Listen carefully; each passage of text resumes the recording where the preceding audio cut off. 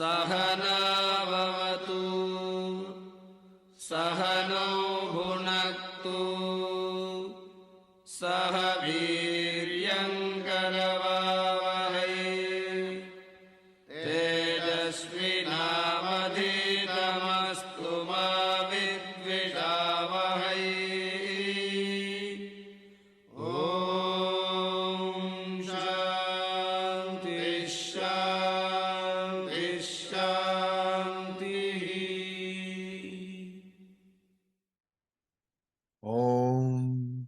May we be protected and nourished.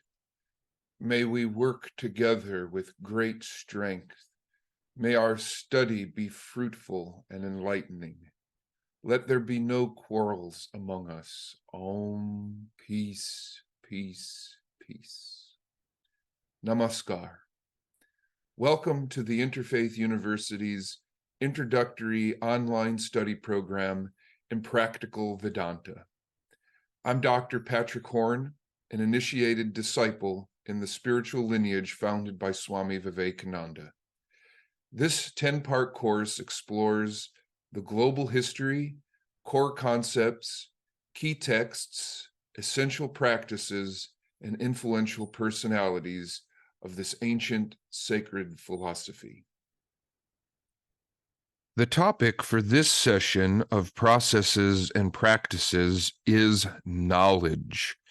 You will learn about the theory and methods of self-inquiry, self-knowledge, and self-realization, including the necessity of religion in the quest for truth and freedom.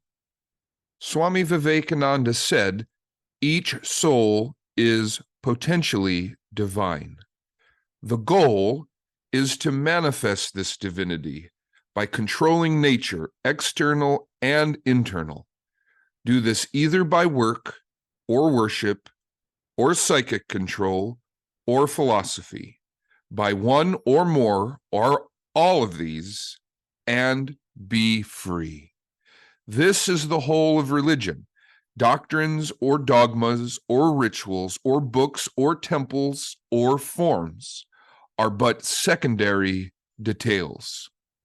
We take in all that has been in the past, enjoy the light of the present, and open every window of the heart for all that will come in the future. When Swami Vivekananda says philosophy, he means knowledge. He says, the goal of mankind is knowledge. Pleasure is not the goal of man, but knowledge. It is a mistake to suppose that pleasure is the goal. End quote. This knowledge is not worldly knowledge, such as grammar, logic, rhetoric, mathematics, geometry, astronomy, and physics, but paravidya, knowledge of the ultimate truth about the real nature of the self and the omnipresent, all-pervading consciousness, Brahman, the source and sustenance of all creation. Yena shrutam shrutam bhavati amatam matam avigantam vigantam iti katam nu bhagavasa edesho bhavati. There is something by knowing which everything can be known. Have you heard of this? In the Chandogya Upanishad, there is a famous dialogue between a father and his ignorant and proud son, Svetaketu. The father questions whether the learned young man knows that which enables one to hear what cannot be heard, to perceive what cannot be perceived, and to know what cannot be known. He compares Brahman to gold and clay. Knowledge of a nugget of gold or a clod of clay gives knowledge of gold or clay in all forms. He compares salt dissolved in water to truth hidden in appearances. Vedanta means the end of knowledge or the goal of wisdom. This definition has a literal and figurative meaning, as well as a secondary meaning. First, Vedanta is based on the Upanishads, which are literally the end of the Vedas, which are the oldest scriptures in the world, transmitted orally for generations as poetry before the teachings were transferred to writing. Veda is from the root vid, meaning to know. Veda is etymologically related to the Latin word video, I see, and also the English word wit or intelligence. It is best translated as knowledge, or more specifically, wisdom. Vedanta is not merely abstract speculation, but the aim of human life. Realization of the existence of God, called Brahman, is beyond intellect, more than an idealistic concept. It is a fact that can be directly experienced under the right conditions and does not contradict reason. Finally, Vedanta also refers to a genre of literature that explains, expands, and comments upon this teaching and perception. There are three agreements among the various schools of Vedanta. The first agreement is the existence of God. The second agreement is the possibility of knowledge of God. The third agreement is the cyclical creation and dissolution of the manifested cosmos.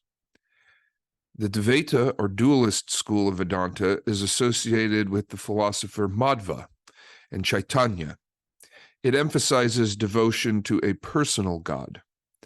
The Vishishtadvaita qualified monist school of Vedanta, associated with Ramanuja, proposes that the personal God, the multiplicity of souls, and the apparent universe are all manifestations of Brahman, an impersonal reality described as infinite, undivided, unchanging, Satchitananda, existence, consciousness, bliss. The Advaita non-dualist school associated with Shankaracharya negates the world of appearances as impermanent and therefore unreal. In summary, only Brahman is real. That is, God is the only reality. The purpose of human life is to become aware of and absorbed in Brahman. That is, the goal is to know God and become established in the perception of that presence. Because we are ignorant and confused, we need a teacher to show us the truth. The truth shall make us free. There are three rare advantages in life: human birth and strength, desire for freedom, and apprenticeship to an illumined master. A superior teacher who interprets scriptures, informs the intellect, and enriches the soul. The teacher should be a perfect knower of Brahman, well-read and free from immoderate desire. Teachers and scriptures only point to the possibility of spiritual awareness. The absolute proof is direct experience of truth and freedom.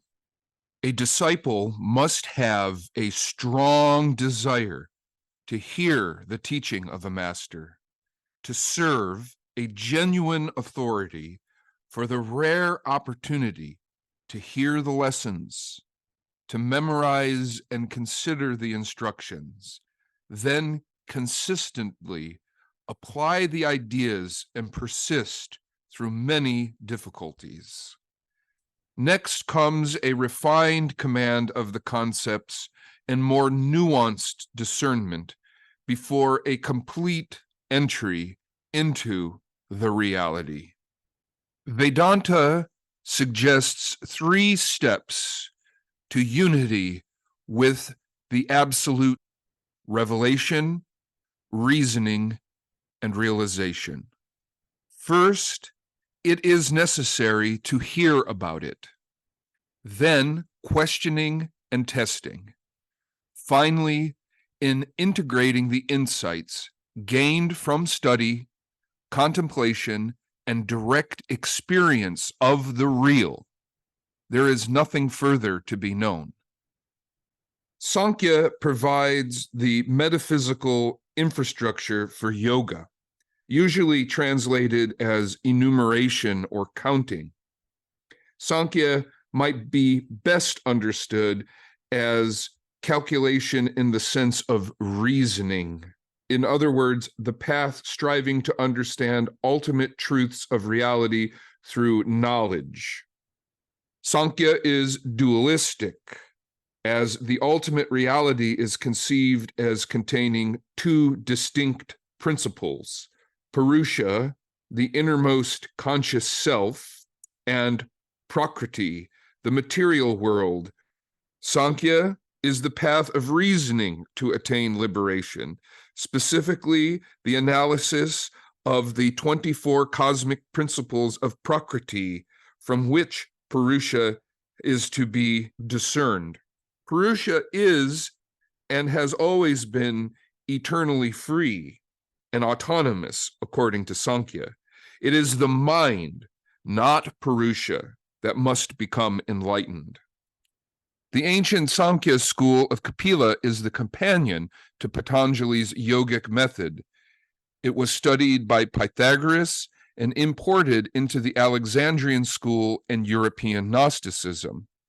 There are two main principles: Purusha, the changeless witness, and Prakriti, the material phenomena subject to three conditions of Rajas, creation, Sattva, preservation, and Tamas, destruction. The first manifestation of Prakriti is Mahat, or intelligence.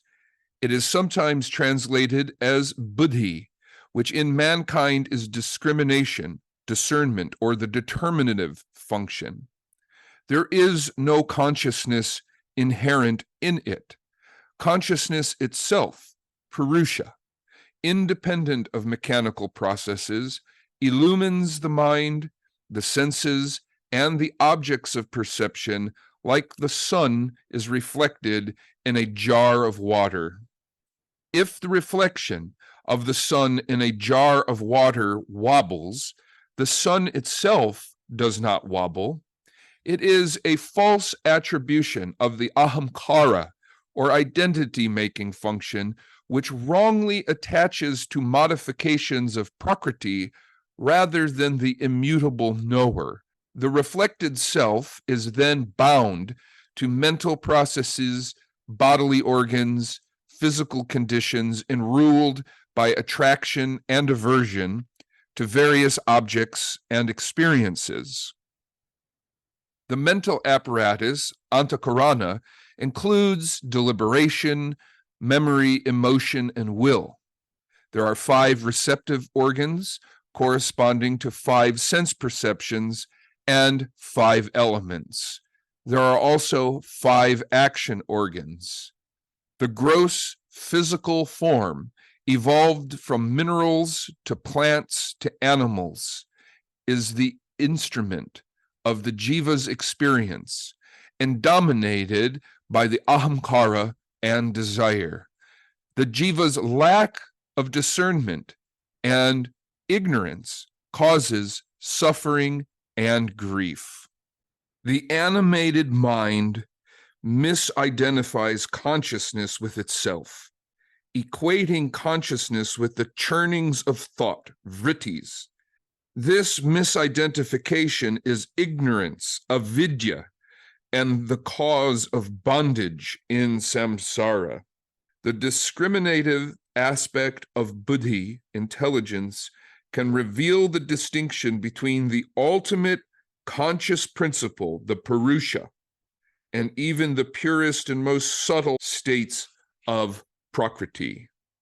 Maya has 2 aspects: Samasti, the cosmic appearance and sensible world, which is not a projection of the finite mind, and Vyasti, the individual ignorance which obstructs right understanding and right action. Swami Vivekananda asserts that the word Maya is generally used incorrectly to mean illusion or delusion. Great patience is required for right understanding. Swami Vivekananda admits that delusion is an early and partial definition. Delusion arrives in late Middle English from the Latin deludere, mock, whilst the related word illusion is an old French variation of the Latin word illudere, deception. Both words are derived from the Latin root ludo, play, or game. One possible construction of Maya from the Sanskrit roots is ma, not ya, that. In other words, what seems to be to our limited perception and cognition is not what is. Other meanings can be constructed from ma, creation, effect, may, intoxicate, confuse, and mai, hide or absence. In Myth and Symbols in Indian Art and Civilization, edited by Joseph Campbell, Heinrich Zimmer suggests that the noun Maya is related etymologically to measure, a specific quantity or point of reference. Maya can also mean diplomatic cunning or a political hoax. Zimmer writes that Maya sometimes means trick, fraud, sorcery, or witchcraft. Swami Vivekananda says there are passages where Maya means something like magic or the divine power of manifestation and exhibition of forms. We do not know reality as it is because we talk in vain and run after desires and sensual pleasures. In this context, Maya means ignorance that veils the truth. Swami Vivekananda says, we find that this word Maya has been manipulated in various fashions until we come to the great Shankaracharya, end quote. The infinite, undivided, unchanging Sat Chit Ananda, existence, consciousness, bliss, is the only reality. The empirical world, Vaivaharika, is not unreal, but it is not what it appears to be. Shankaracharya famously uses the analogy of the rope and the snake. If you mistake a rope for a snake, you didn't see the rope, and there is no snake.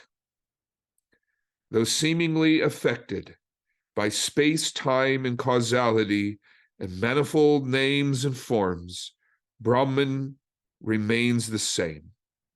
According to Vedanta, Brahman is the absolute reality or ultimate truth, and it is both transcendent, beyond creation, and immanent, all pervading throughout creation.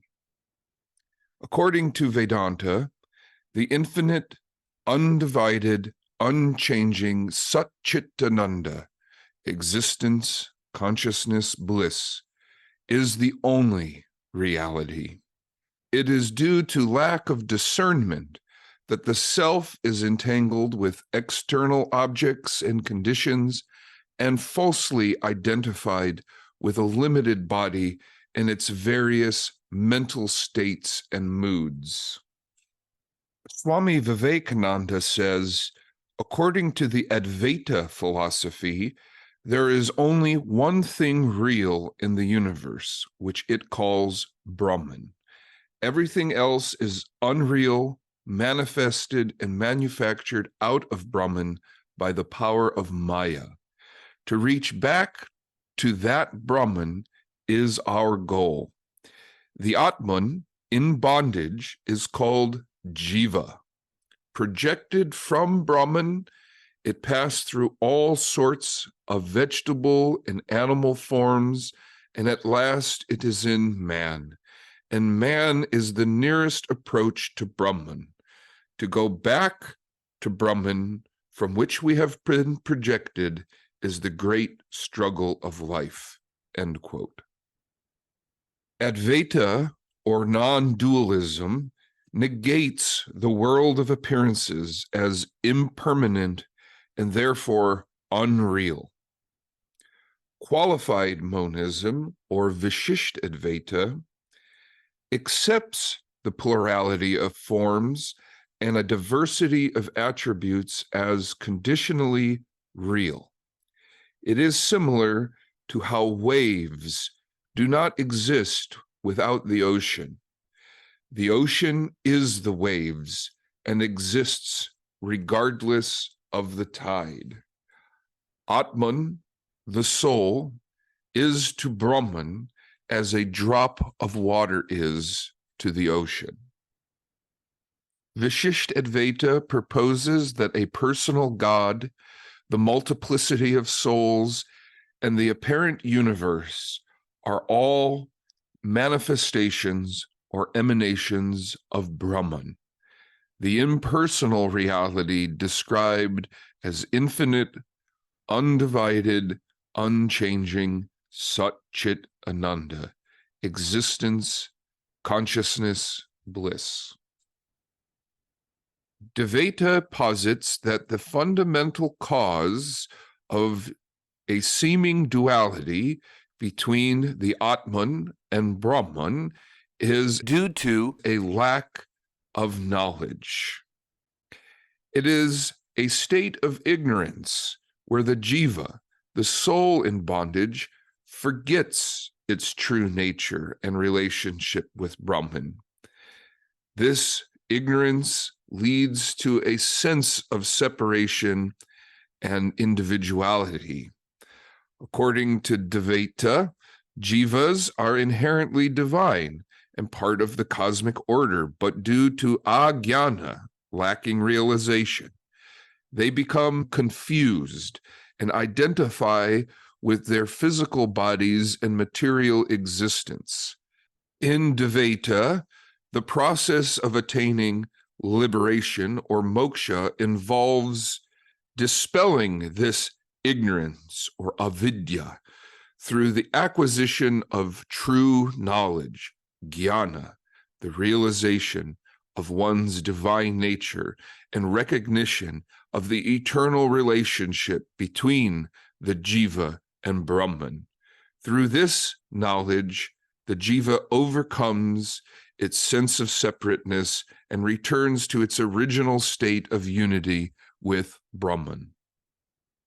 The Jivatman is the individual soul or personal self in each living being, which experiences the cycle of death and rebirth, samsara, until it achieves liberation, moksha.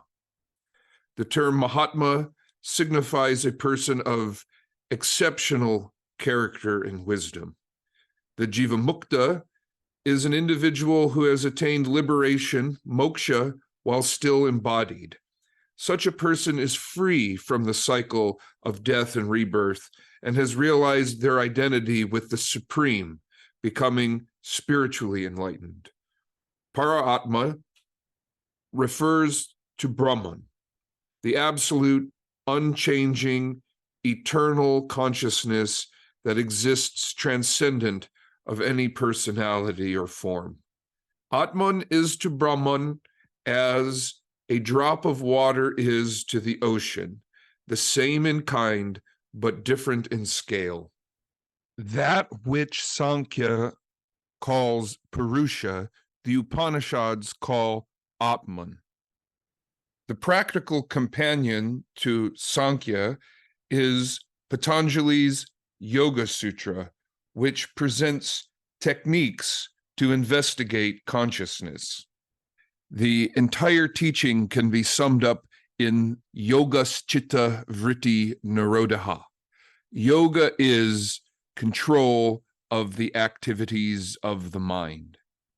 The first steps of austerity and discipline, yama and niyama, are moral training, foundational, without which no practice of yoga will succeed.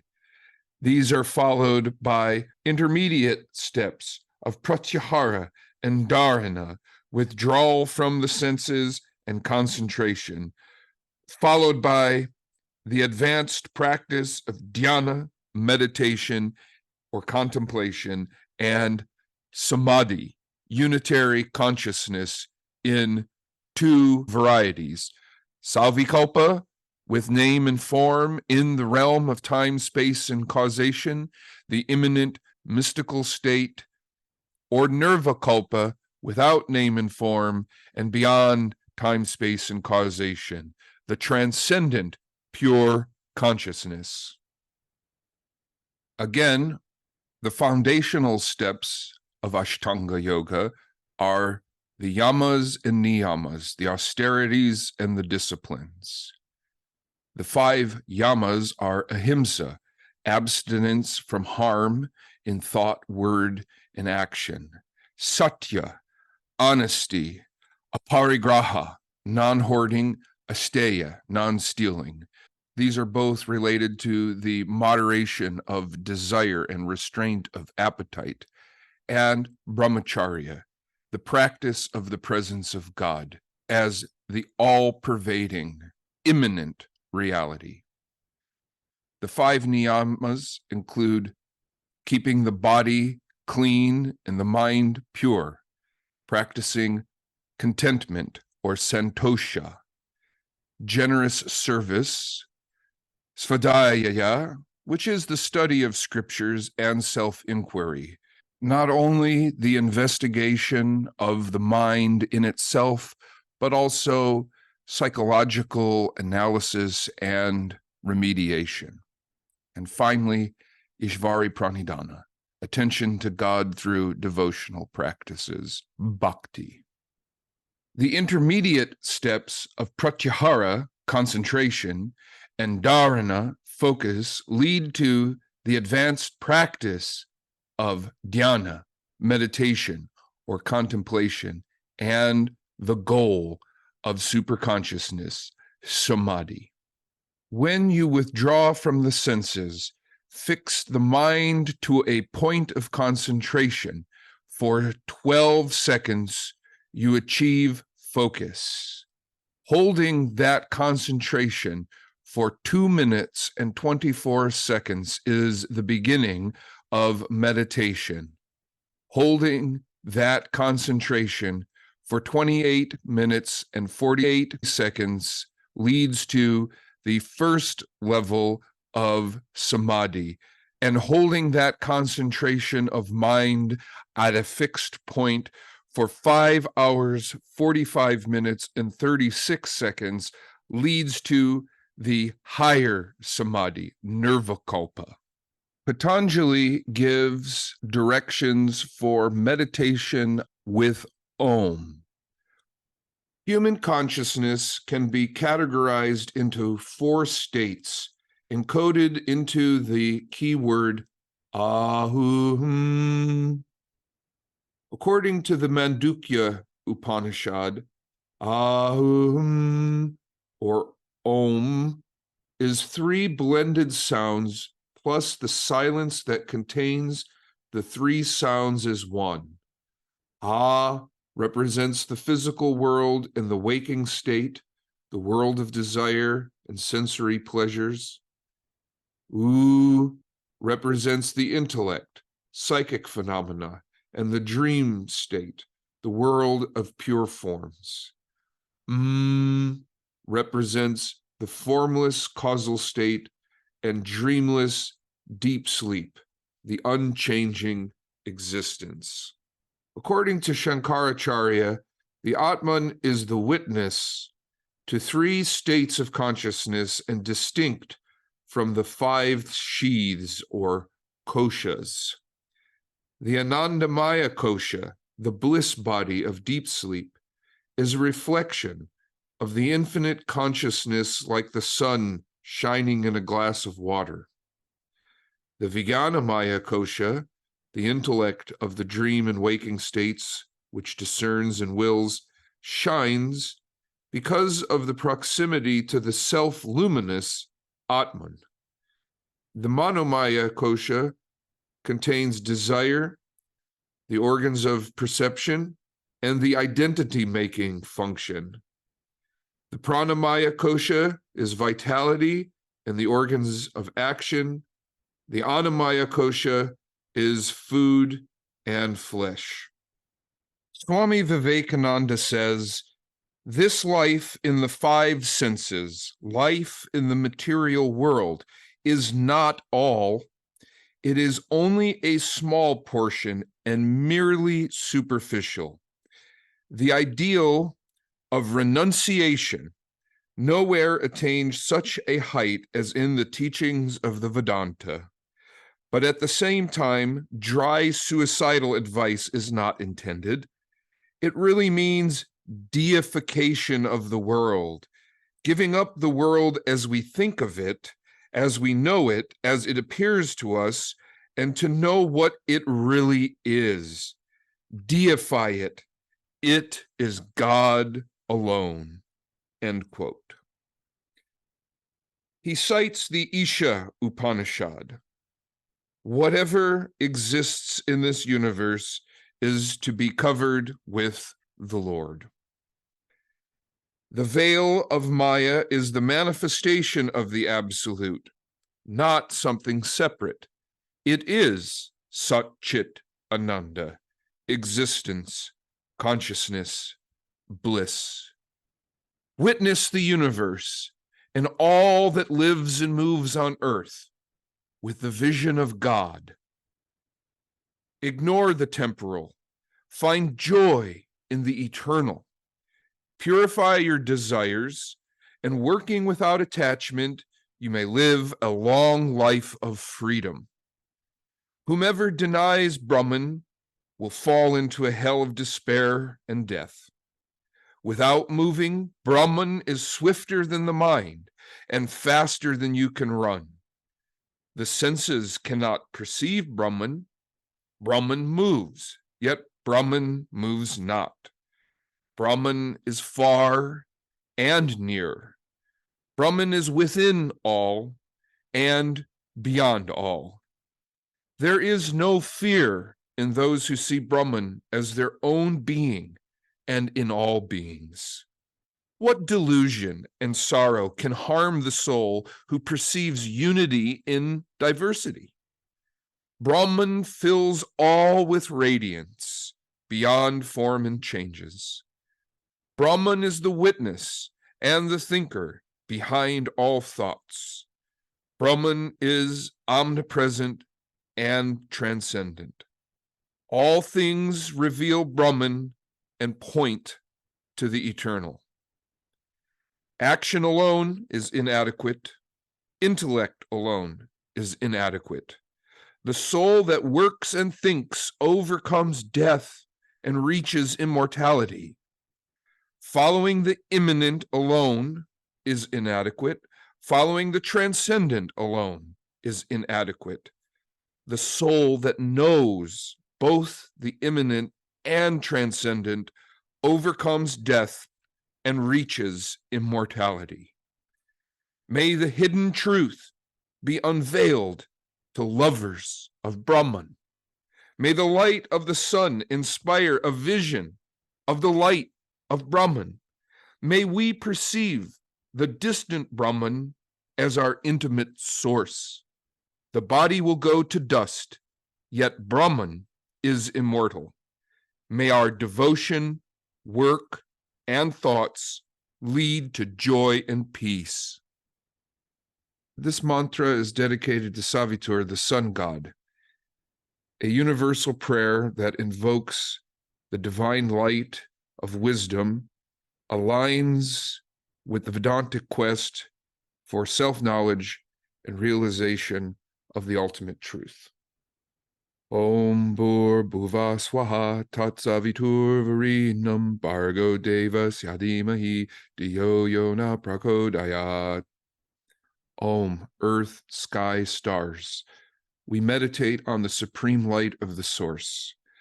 May the supreme light illumine our hearts and intellects and guide our actions. The Mahavakyas are 4 great statements from the Upanishads that describe the core teaching of Advaita Vedanta, the non-dual reality. There is an absolute unity between the individual soul, Atman, and Brahman, the ultimate existence, consciousness, bliss. The first great statement, Ayam Atma Brahma. This self is Brahman. This means that the individual, Atman, is identical to the ultimate reality, Brahman. Tattvam asi, that thou art, or you are that. This means that you are also identical with the ultimate reality. Aham Brahmasmi, I am Brahman. I am identical with the ultimate reality. And Prajnanam Brahma, pure consciousness, is Brahman, existence, knowledge, and joy. The term yoga is derived from the Sanskrit root yug, which means to yoke, to bind, or to join. The practice of yoga involves theories and techniques to connect and integrate the individual self, Atman, with the absolute reality or cosmic consciousness, Brahman. Yoga is synonymous with religion.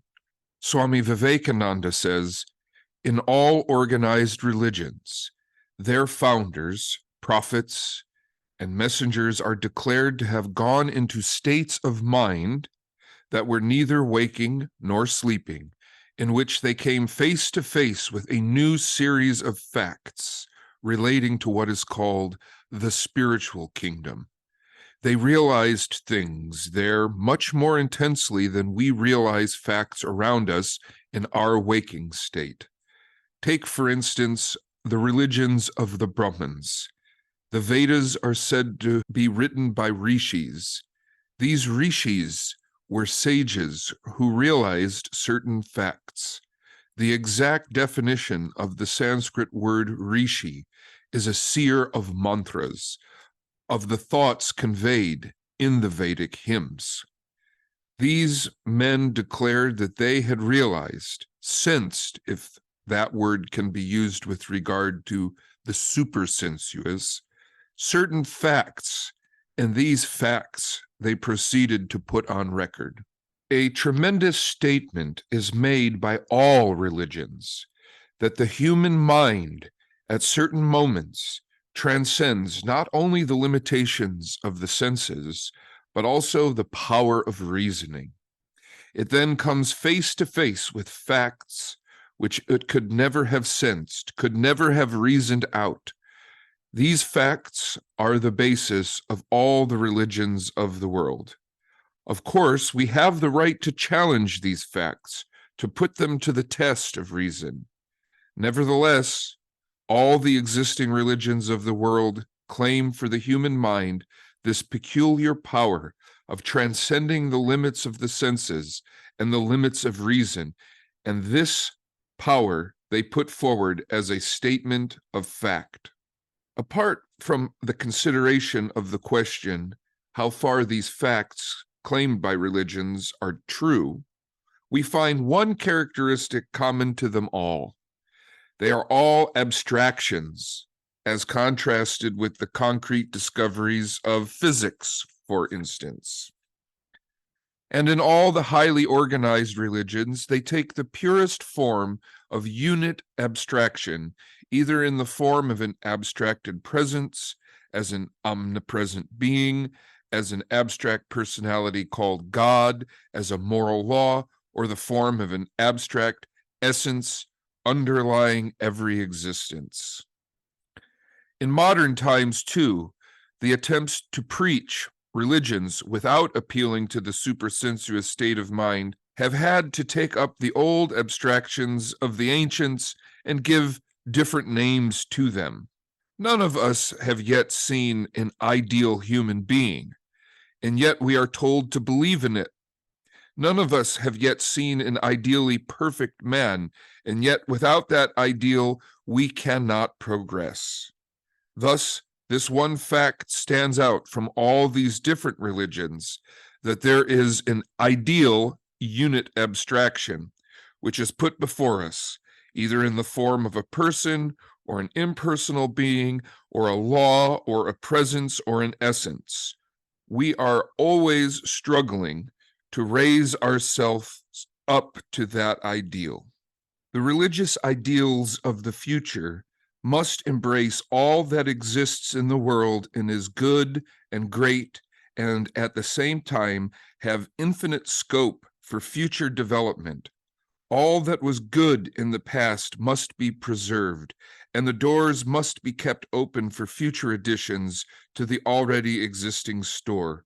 Religions must also be inclusive and not look down with contempt upon one another because their particular ideals of God are different. What is needed is a fellow feeling between the different types of religion, a fellow feeling which springs from mutual esteem and mutual respect of all the forces that have worked and are still working to mold the destinies of the human race. None certainly is more potent than the manifestation of that which we call religion. All social organizations have as a background somewhere the workings of that peculiar force, and the greatest cohesive impulse ever brought into play amongst human units has been derived from this power. Swami Vivekananda said, "There have always been parties of men, philosophers, students of comparative religion, who have tried and are still trying to bring about harmony in the midst of all these jarring and discordant sects. To bring harmony into religion must always be difficult, yet we shall consider this problem of the harmony of religions." Swami Vivekananda suggests that all religions feature a combination of principles, mythology, and ritual. His ideal religion unites science, philosophy, and poetry.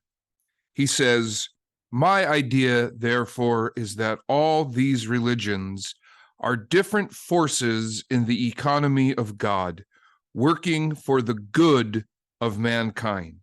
You have seen that each religion is living. From time to time, it may retrograde or go forward. At one time, it may be shorn of a good many of its trappings. At another time, it may be covered with all sorts of trappings. But all the same, the soul is ever there. It can never be lost. The ideal which every religion represents is never lost, and so every religion is intelligently on the march. And that universal religion about which philosophers and others have dreamed in every country already exists. It is here. Now an ideal presents itself to my mind. It may be only a dream. I do not know whether it will ever be realized in this world. Great truths, even in a dream, are good. So let us dream a dream. You know that there are various grades of mind. You may be a matter-of-fact, common-sense rationalist. You do not care for forms and ceremonies. You want intellectual, hard-ringing facts, and they alone will satisfy you. Very well, but there is another man who is more artistic. He wants a great deal of art, beauty of lines and curves, the colors, flowers, forms. He wants candles, lights, and all the insignia and paraphernalia of ritual that he may see God. His mind takes God in, those forms, as yours takes him through the intellect. Then there is the devotional man, whose soul is crying for God. He has no other idea but to worship God and to praise him. Then again, there is the philosopher, standing outside all these, mocking at them. He thinks, what nonsense they are, what ideas about God. They may laugh at one another, but each one has a place in this world. All these various minds, all these various types are necessary. If there ever is going to be an ideal religion, it must be broad and large enough to supply food for all these minds. It must supply the strength of philosophy to the philosopher, the devotee's heart to the worshiper. To the ritualist, it will give all that the most marvelous symbolism can convey. To the poet, it will give as much of heart as he can take in and other things besides. To make such a broad religion, we shall have to go back to the time when religions began and take them all in. Our watchword then will be acceptance and not exclusion. What then do I mean by the ideal of a universal religion?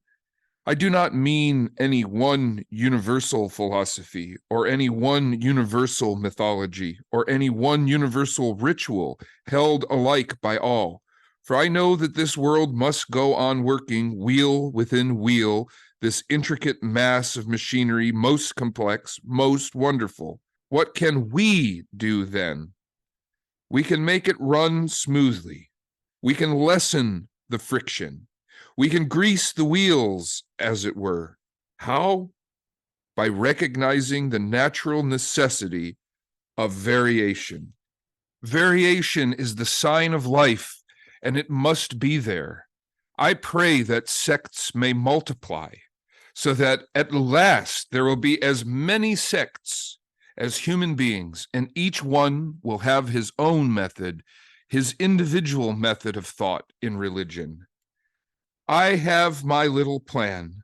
I do not know whether it will work or not, and I want to present it to you for discussion. What is my plan? In the first place, I would ask mankind to recognize this maxim: do not destroy. Iconoclastic reformers do no good to the world. Break not, pull not anything down, but build. Help if you can. If you cannot, fold your hands and stand by and see things go on. Do not injure if you cannot render help. Say not a word against any man's convictions so far as they are sincere. Secondly, take man where he stands, and from there give him a lift. Each of us is naturally growing and developing according to his own nature. Sri Ramakrishna's wife, Sarada Devi, said, "Look here, I never felt that Sri Ramakrishna practiced all the religions with the intention of teaching the harmony of religions. He was always immersed in God consciousness." End quote. Sri Ramakrishna said, "Find God. That is the only purpose in life. Be illumined." Om Asato Ma Sadgamaya Tamaso Ma Jyotir Gamaya Mrityor Ma Amritam Gamaya. Om Shanti Shanti Shanti. Lead us from the unreal to the real. Lead us from darkness to light. Lead us from death to immortality. Om. Peace, peace, peace.